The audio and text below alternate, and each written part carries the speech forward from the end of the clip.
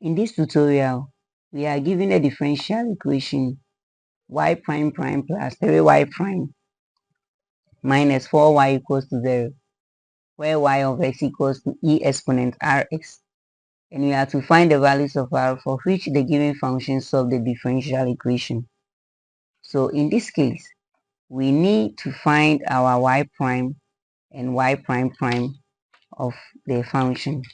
So our y of x is equal to e exponent rx. Therefore, our y prime, which is the first derivative of the function, is r e exponent rx. Now we find our y prime prime, which is the second derivative.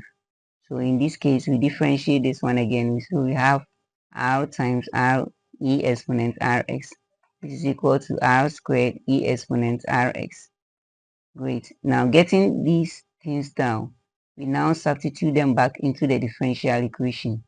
So we have our y prime prime, which is r squared e exponent rx plus 3y prime is r e exponent rx minus our y is e exponent rx equals to 0. Now clearly, you can see that we have e exponent rx throughout. So here, here, here.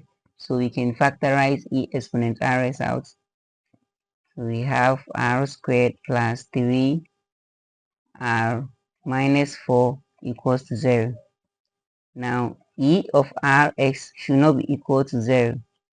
Therefore, r squared plus 3r minus 4 equals to 0 is a quadratic equation. In this way, we can factorize, we can find the roots of the quadratic equation will become the values for r. So in this case, the factors to be placed here is 4 and 1. So we have r squared plus 4r minus 4 equals to 0. So we factorize our r out. So here we have r into bracket r plus 4 minus into bracket r plus 4 is equal to 0. So r minus 1, r plus 4 is equal to 0. Therefore, our r is equal to 1, and our r is equal to negative 4. Therefore, the values of r